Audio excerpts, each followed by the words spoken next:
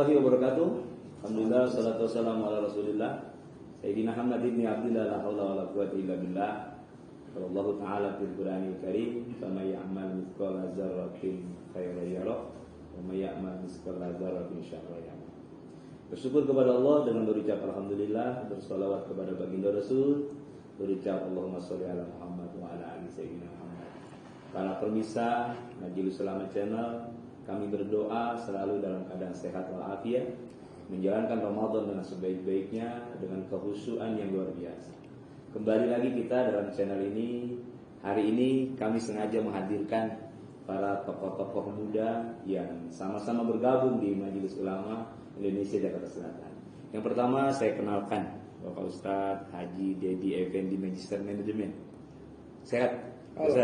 Alhamdulillah. Beliau ini selain aktif di properti di lingkungan DKI Jakarta, beliau juga pengurus Dewan Majelis Indonesia yang ada di lingkungan Jakarta Selatan, dan juga beliau adalah sekretaris dari PUHAB. Ya. Alhamdulillah, aktivitas luar biasa nih Kiai. Alhamdulillah. Semuanya itu Insya Allah bisa diatur semua. Amin, alhamdulillah. Terima kasih atas kehadirannya di diskusi sederhana menyongsong keberkahan Ramadan. Terima kasih banyak. Baik para pemirsa channel Majelis Ulama Indonesia, yang kedua tentunya tidak kalah pentingnya juga nih, kita dapatkan pengalaman dan mendapatkan informasi tentang ekonomi dalam lingkup Ramadan. Ada Dr. Andes Haji Marjan Marbung, Sarjana Ekonomi Magister Manajemen. Assalamualaikum. Assalamualaikum. Terima kasih nih Ustaz, bisa kumpul-kumpul mendiskusikan umat gitu ya. Beliau juga luar biasa, pengasuh salah satu lembaga pendidikan, bahkan beliau punya proyek bisnis Camellia, ya Camellia. Nanti deh kita dapati apa itu keterangan-keterangan dari beliau. Dan beliau juga pengurus dari Masjid Al-Abrar Tebet ya. Luar biasa. Baik para pemirsa sekalian yang dimuliakan Allah, tema kita hari ini membicarakan keindahan Ramadan dalam aspek ekonomi. Baik, kita mulai saja. Ada beberapa hal nih Pak Satif yang perlu kita informasikan kepada umat. Sebenarnya para asatidz itu, ulama-ulama itu berbuat apa saja dalam esensi ekonomi di Ramadan. Makanya saya ingin mendapatkan pendalaman nih. Yang pertama tentunya saya ambil dari Kiai Marjan dulu kali ya, atau Ustadz Edi dulu. Ustadz Edi. Baik, saya ingin melihat bagaimana sebenarnya proses bekerja saat menyelesaikan pekerjaan itu di dalam keindahan Ramadan, Ustaz. Silakan. Assalamualaikum warahmatullahi wabarakatuh. Assalamualaikum. Alhamdulillahirabbil alamin, wassalatu wassalamu ala sayyidina Muhammadin wa ala alihi wa sahbihi ajmain, amma ba'du. Qala Allah Ta'ala fil Qur'anil Karim, a'udzu billahi minasy syaithanir rajim. Wa qul i'malu fa sayarallahu 'amalakum wa rasuluhu wal mu'minun wa saturadduna ila 'alimil ghaib wa syahadah wa yunabbi'ukum bima kuntum ta'malun. Allah Subhanahu wa taala berfirman dalam surat At-Taubah 105 yang artinya katakanlah bekerjalah kamu, maka Allah dan Rasulnya dan orang-orang yang beriman akan melihat pekerjaanmu, dan kamu akan dikembalikan kepada Allah yang maha mengetahui baik yang gaib ataupun yang nyata. Lalu diberitakannya kepada kamu apa yang telah kamu kerjakan. Oleh karena itu, ini adalah perintah dari Allah Subhanahu wa taala bahwa kita mukmin harus bekerja. Bekerjalah kamu. Di mana Allah Subhanahu wa taala, para rasul dan Rasulullah dan para mukmin itu akan melihat pekerjaanmu. Oleh karena itu, untuk di bulan Ramadan ini kita wajib bekerja dengan sungguh-sungguh, karena kita dalam Ramadan suasana khusyuk itu diawasi oleh Allah Subhanahu wa taala. Allah melihat baik yang gaib ataupun yang nyata. Dan kamu akan dikembalikan kepada Allah Subhanahu wa taala yang maha mengetahui baik yang gaib dan nyata. Ini maksudnya semua yang bernyawa itu pasti akan mengalami mati. Nafsin za'iqatul maut. Kemudian lalu diberitakannya kepada kamu apa yang telah kamu kerjakan. Jadi setelah nanti kita kembali kepada Allah Subhanahu wa taala, kita akan diperlihatkan apa-apa saja yang kita kerjakan di dunia.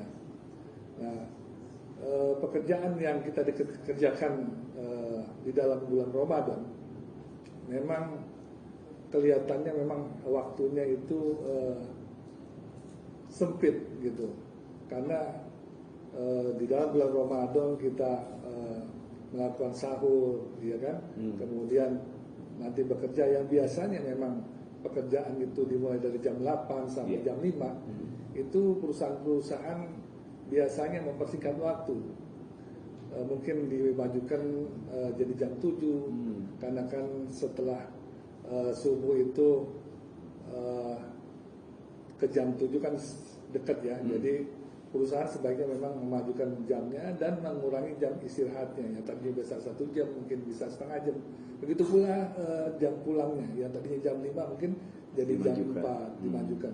Jadi ini pekerjaan sangat sempit dan tapi produktivitas tinggi, karena kita di situ tidak banyak ke kamar mandi ataupun kita tidak banyak istirahat makan siang, karena bulan puasa kan itu sudah mengurangi waktu-waktu kerja.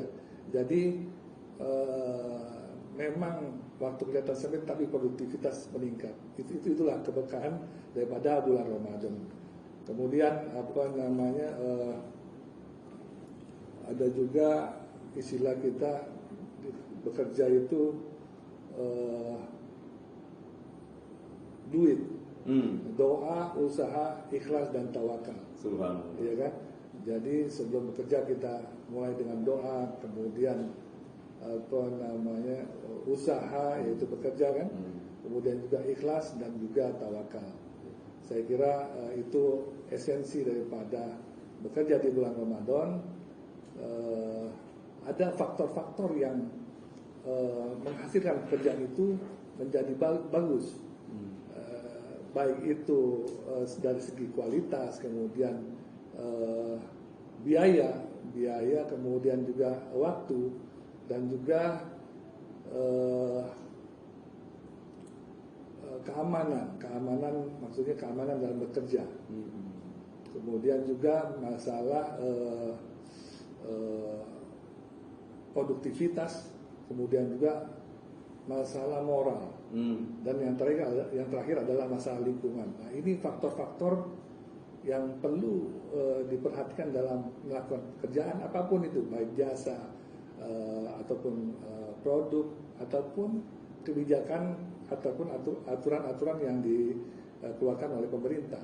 Faktor-faktor ini apabila di-manage dengan bagus, baik itu waktu dan tadi yang saya sebutkan, memang ini sudah dikeluarkan oleh teorinya ini dari Bapak Ishikawa dari Jepang, yang kita kenal dengan QCDSM PE. Ya, jadi kualitas, cost, delivery, moral, produktivitas dan environment. Jadi ada 7 yang menjadikan pekerjaan itu menjadi bagus hasilnya, baik itu jasa, produk dan kebijakan. Saya kira itu yang saya dapat sampaikan untuk bekerja di dalam bulan Ramadan, sehingga yang di dalam bulan Ramadan itu menghasilkan produk, jasa ataupun kebijakan yang lebih baik. Terima kasih. Luar biasa ya. Jadi Ramadan itu tidak mempersempit gerak langkah manusia, tapi justru akan membuat energi baru. Karena kenapa? Tadi nukilan 105 atau baik ya. Betul. Atau bahwa kulimalu fasyayallahu malakum. Nanti kita akan mendapatkan pendalaman lagi, Pak Ustaz. Baik, para pemirsa sekalian, selanjutnya mari coba kita dengarkan bagaimana analisa dari Ustaz Marjan, seorang pengusaha, seorang juga pengurus lembaga dakwah atau di lembaga masjid. Saya ingin mendapatkan pendalaman nih Pak Ustaz tentang bagaimana artikulasi keberkahan ekonomi yang terjadi di Ramadan. Baik. Terima kasih Ustaz Hamzah. Assalamualaikum warahmatullahi wabarakatuh. Waalaikumsalam warahmatullahi wabarakatuh. Bersyukur kita kepada Allah dengan mengucapkan alhamdulillah. Amin. Berselawat kepada Kanjeng Nabi Muhammad SAW dan mengucapkan Allahumma shalli ala sayyidina Muhammad wa ala alihi wasallam. Terima kasih melalui event pemirsa channel MUI Jakarta Selatan yang terhormat, bahwa keberkahan Ramadan dalam bingkai ekonomi itu banyak yang bisa kita ambil. Mulai dari kejadian event Ramadan itu mempunyai dua energi, satu energi spiritual di Ramadan, dua energi digital atau yang saat ini dibilang anak-anak itu ITE, informasi teknologi elektronik dan lain-lainnya. Bermula dari kejadian Ramadan event yang sebagian umat muslim euforia dengan berbuka puasa dan berbagai mencoba menu, maka di sana ada respons, ada tanggapan dari para pedagang-pedagang, pengusaha, baik itu yang online maupun yang konvensional atau yang ada di gang-gang. Sehingga tatkala adanya event, ada respon, yang ketiga akan ada outcome, ada pemasukan, dan ini amat sangat membantu bagi perekonomian yang notabene disebut keberkahan. Kalau kita mengacu kepada hadis Nabi, al-barakatu tuzidukum fi ta'ah. Berkah, seseorang yang mendapatkan limpahan kebaikan-kebaikan dalam hidup, fi ta'ah, maka dia akan menambah energi dia dalam rangka taat dalam arti yang luas, bermanfaat kepada sesama umat manusia, walaupun itu di luar dari non-muslim sendiri sebagai rahmatan lil alamin. Ada beberapa yang memang perlu kita telaah, bahwa siklus Ramadan itu kan dalam marketing dinamakan siklus musiman, yang tidak otomatis bergerak setiap bulannya, tetapi yang menjadi concern adalah bagaimana nanti ada ekosistem maupun skema pembiayaan bagi UMKM, unit mikro, kecil maupun menengah, sehingga bisa terdongkrak. Yang notabene UMKM itu omsetnya 4,8 miliar per tahun, mungkin bisa nanti per bulan bisa 3 atau 4 miliar, sehingga beliau-beliau yang tadinya taraf hidupnya sudah mulai meningkat akan menjadi pengusaha kelas atas atau yang PKP, pengusaha kena pajak, dan itu menyumbang dana yang cukup besar bagi APBD maupun APBN yang notabene saat ini di luar dari zakat itu sendiri kita bisa berkolaborasi berbagai event-event yang ada, belum lagi tatkala eventnya peredaran uang yang sangat besar ketika 10 hari terakhir dan puncaknya 1 minggu menjelang mudik. Mudik itu ada peredaran ini Ustaz Hamzah, duit yang beredar.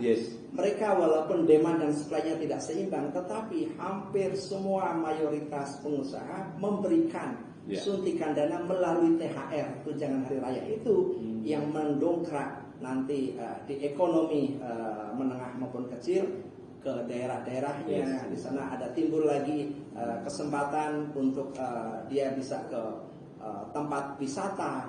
Di sana juga ada kuliner tradisional.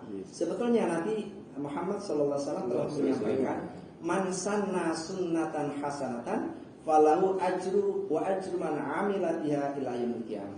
Barang siapa yang melaksanakan, menjalankan satu sunnah, satu jalan yang baik, maka orang tersebut dapat pahala, dan pahala orang yang mengikutinya sampai ke hari kiamat. Walaupun hadisnya lain waliman ba'dahu, orang yang sesudahnya.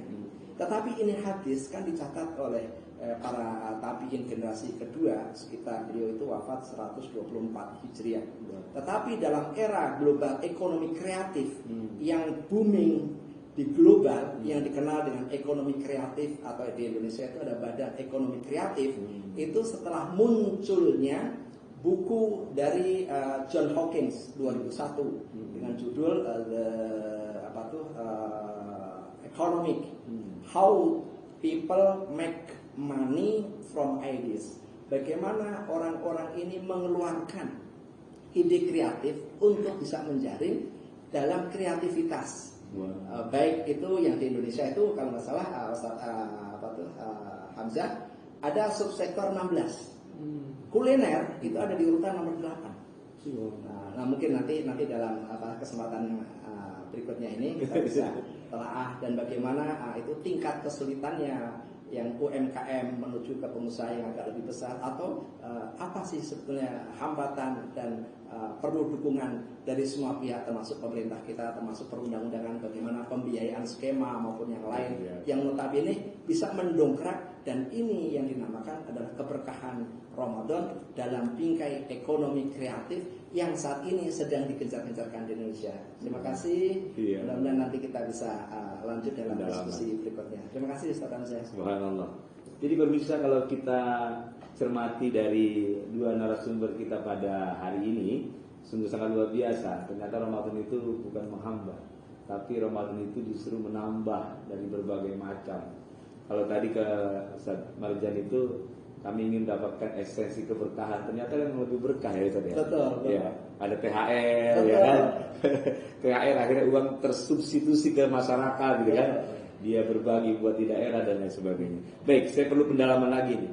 Kalau menurut Ustaz Dedi ini, aktualisasi dari pengembangan ekonomi itu produk-produk yang dilakukan oleh Ustaz kira-kira apa di masyarakat nih? Produk-produk berupa apa gitu? Apa kopi atau apa gitu segala macam gitu? Ya, memang ada satu relasi saya itu membuat kafe di sekitaran Tebet itu ada yang mereknya itu Kopi Naga Sulawesi. Oh, Naga Sulawesi. Kopi Naga Sulawesi. Memang beliau ini belum lama mendirikan usaha kafenya ini, tapi memang ketika saya datang bersama teman-teman ke kafenya itu memang ternyata memang sudah ramai gitu. Kebetulan lokasinya di sebelah persis La Razeta. La Razeta, betul, itu kawasan Tebet. Sebelah kanan itu Kopi Naga. Nah itu memang saya lihat harganya terjangkau dan kebetulan memang saya jarang minum kopi, tapi rasanya itu sudah luar biasa. Sudah pertama juga yang tadinya badan nggak seger jadi seger gitu kan. Perlu tester kali kita. Betul, perlu tester juga nanti ada. Ada juga. Di bawah, subhanallah. Iya. Jadi kita memang pemirsa sekalian, kita ini testingnya malam. Jadi walaupun di Ramadan kita boleh menikmati kopi apa kayak tadi? Kopi Naga ya. Mudah-mudahan nanti para pemirsa juga bisa bersonding ke daerah Tebet ya untuk menumbuhkan perekonomian, bisa online dan lain sebagainya kan? Bisa. Silakan lanjut Pak Ustaz tadi. Ya. Kemudian Kopi Naga ini akan memperluas pemasarannya itu, mudah-mudahan bisa mengisi di setiap stasiun-stasiun, mulai dari DKI sampai Jawa Timur. Nah itu bagus juga, artinya tidak hanya di DKI, bahkan ketika kita membuka usaha kopi ini di daerah Jawa Tengah atau Jawa Timur atau sepanjang yang dilewati oleh stasiun, itu kan menumbuhkan ekonomi. Kita perlu tenaga kerja di situ, ya kan? Kita bayar tenaga kerja di situ, kemudian nanti banyak supplier-supplier yang bahan baku penunjang daripada ini kan. Jadi masyarakat bisa memberikan kontribusi untuk peningkatan ekonomi. Salah satunya itu produk Alhamdulillah. Mungkin di antara produk-produk yang lain ada lagi dari bidang ekonomi di Jakarta Selatan. Kebetulan hari ini yang dimunculkan produk kopi ya. Ya, sekarang memang sedang dirasakan sekali oleh masyarakat. Ya, ngobrol, suak dengan teman, silaturahim dengan ditemani oleh kopi. Baik, saya tadi dari Ustaz Marjan itu ada energi spiritual dan ada energi digital. Betul. Saya rasa mungkin ini seluruh sahabat-sahabat di MUI Channel juga ingin mendapatkan itu. Sebenarnya apa itu sebenarnya kondisi seperti itu? Kalau mengacu kepada energi spiritual, banyak ulama yang telah menyampaikan. Saya akan mengupas sedikit tentang digital. Nah, digital itu kalau kita bikin konten, itu minimal produk kita sendiri itu harus menarik. Yang kedua, kita berikan konten-konten yang memang bisa mengacu kepada segmen pasar kita yang akan kita tuju siapa. Yang ketiga, bahwa kita juga sering mengadakan diskon, tapi diskon itu tidak langsung spontan kita keluarkan, tetapi kita justru berkunjung kepada adik-adik kita yang ada di panti asuhan, yang ada di panti cacat ganda maupun al-du'afa dan lain-lain. Itu nilai plus yang kita bisa bangun, dan itu menaikkan konten itu sangat signifikan dari omset, terus yang lainnya bahwa kita berbagi kepada karyawan kita, karena bagaimanapun juga karyawan adalah aset termahal dalam perusahaan kita. Betul. Yang mereka semuanya merasa memiliki sense of belonging terhadap perusahaan itu, sehingga beliau juga hampir 60% waktunya bersama dengan kita, sehingga tidak berlebihan kalau karyawan kita atau yang membantu dengan kita itu adalah kerabat yang terdekat, gitu. Belum lagi apalagi kalau kita ada event-event yang notabene jadi sponsor maupun yang lain, itu bagaimana kita mengembangkan dari konten digital itu sendiri. Dan sekarang kreativitas benar-benar lagi sedang digalakkan supaya bisa menembus, alhamdulillah kita sudah mulai menembus ekspor, dan mudah-mudahan dalam tahun ini juga habis lebaran nanti tambah berkah, dan kita bisa berbagi kepada semua umat manusia, apapun suku dan agamanya, dan itu adalah makhluk Tuhan yang sesama kita harus mengasihi satu dengan yang lain. Sementara itu nanti bisa kita kembangkan lagi tingkat kesulitannya, bagaimana kita memanage suatu usaha, dan tidak penting berapa kali Anda jatuh, yang paling penting apakah setiap kali Anda jatuh Anda siap untuk bangkit kembali. Nah, luar biasa. Pemirsa MUI Channel, memang kalau kita membicarakan ekonomi itu tidak terbatas di situasi Ramadan atau di luar Ramadan. Saya berpikir bahwa memang apa yang disampaikan oleh Ustaz Edi tadi, wa qul malu fasyayarallahu amalakum, kalau kita renungkan redaksi firman Allah ini cukup mempunyai daya dongkrak kepada manusia untuk berbuat dan berkarya. Sengaja memang MUI Channel pada saat ini membicarakan itu. Artinya bahwa jangan kita berpuasa saja tapi esensi energi kita turun. Tapi dengan berpuasa jangan mengurangkan esensi semangat kita. Terakhir mungkin Ustaz Edi, Ustaz Marjan bisa memberikan motivasi kepada teman-teman dan jamaah serta umat semua yang ada di lingkungan Jakarta Selatan ini, bagaimana menyelesaikan Ramadan dengan baik ini dalam unsur ekonomi gitu. Dari Ustaz Edi dulu deh. Saya akan membawakan satu hadis dari Nabi Muhammad SAW. Ihris ala ma yanfa'uka wasta'in billah wa la ta'jiz. Yang artinya bersemangatlah kamu dalam melakukan hal yang bermanfaat bagimu, dan minta tolonglah kepada Allah, dan janganlah engkau bermalas-malasan. Nah, ini adalah Al-Quran tadi sudah dibawakan, kemudian ini hadis supaya kita bekerja dan bersemangat, serta jangan bermalas-malasan. Tidak lupa lagi kita minta tolong kepada Allah Subhanahu wa taala. Mudah-mudahan semua apa yang kita lakukan untuk menghasilkan sesuatu yang positif kita bisa lakukan dengan istiqomah. Amin. Ya Allah. Jadi nanti boleh kita kunjungi di Tebet ya. Tebet Barat ya? Tebet Barat Raya kalau nggak salah. Tebet Barat Raya. Iya. Samping kantor kecamatan dekat. Samping kantor kecamatan. Iya. Bisa para pemirsa kalau ingin mengundang sahabat-sahabat untuk buka puasa bersama, disuguhkan kopi ini. Jadi lebih memunculkan suasana kekerabatan dan juga memunculkan ekonomi umat.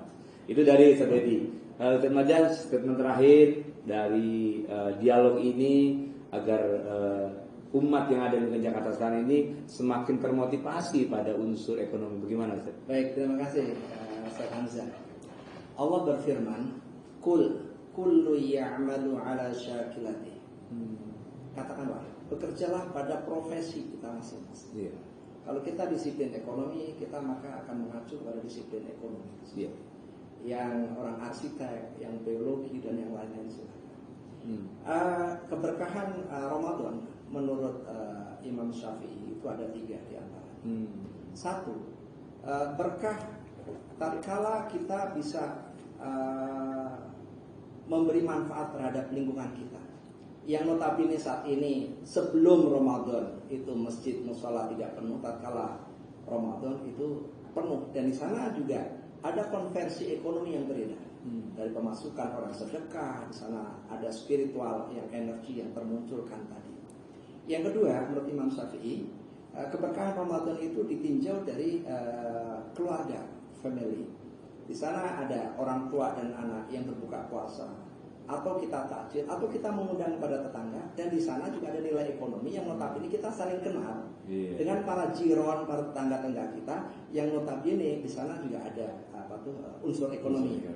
Yang ketiga, tatkala kita mau berbuka itu hampir semua pedagang-pedagang itu menjajakan, dan di sana bukan hanya tatkala Ramadan, tapi juga ada tatkala seminggu atau 2 minggu sebelum Ramadan ada THR, dan di sana ada perputaran uang yang memang uang itu juga notabene membeli pakaian, ada collection, ada baju, ganti gadget, ganti handphone, ganti mobil, cat rumah dan lain-lain.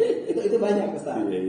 Dan alhamdulillah kami dan keluarga punya usaha Kemil, yaitu masker kecantikan, Kemil Beauty, itu ada alhamdulillah sampai 23 juta follower, dan alhamdulillah itu anak-anak kita yang masih muda, dia masih kuliah, tetapi sudah punya khairun nas anfa'un nas. Sebaik-baik manusia adalah manusia yang bisa bermanfaat, berguna bagi umat manusia, apapun itu latar belakang agama maupun suku maupun siapapun, tapi kita kembali lagi dipacu untuk rahmatan lil alamin.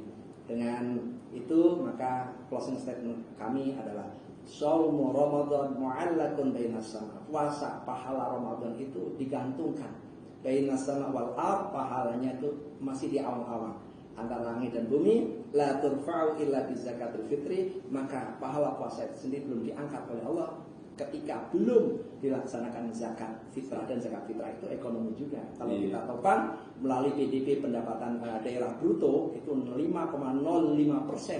menopang di pendapatan APBN maupun dari sektor rumah tangga maupun sektor lebaran. Terima kasih, insya Allah selamat berbuka puasa dan semoga Allah menerima ibadah kita semuanya. Amin. For you all, sukses untuk semuanya. Mohon maaf, dan insya Allah kita Idul Fitri kembali kepada fitrah. Amin. Pemirsa channel Majelis Ulama Indonesia Jakarta Selatan yang berbahagia, luar biasa obrolan kita pada hari ini. Bukan sembarang mengobrol, akan tetapi punya kualitas dari apa yang kita bicarakan. Kalau Ustaz Edi tadi mengungkapkan bagaimana energi powering kita di Ramadan jangan turun. Ya, kalau Ustaz Marjan tadi mengungkapkan 3 aspektasi yang muncul dalam keberkahan Ramadan. Luar biasa hari ini. Saya sendiri punya kesimpulan bahwa memang ya Ramadan itu bukan pembatasan diri, tapi Ramadan itu adalah ekspor daripada aktualisasi kedekatan diri kita kepada Allah. Ternyata para hadirin sekalian, para pencinta Majelis Ulama channel ini, mereka ini kan pelaku. Ustaz-ustaz kita ini pelaku. Alangkah indahnya kalau pelaku bisnis itu adalah asatis. Jadi esensi tujuannya ending yang tadi, zakat. Kebetulan acara kita ini juga disponsori oleh Basis Basnat Jakarta Selatan, dan kesemuanya itu dari kita untuk kita. Demikian pertemuan kita pada hari ini, bagian yang tidak bisa kita pisahkan dalam berkarya dan berkarya.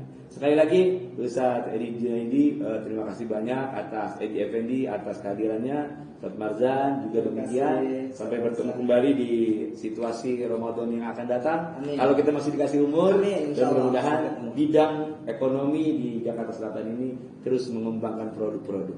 Saya rasa itu, sampai ketemu di waktu yang akan datang. Wallahul muwaffiq. Wassalamualaikum warahmatullahi wabarakatuh. Waalaikumsalam. Terima kasih. Terima kasih. Terima kasih. Terima kasih Ustaz Edi. Alhamdulillah.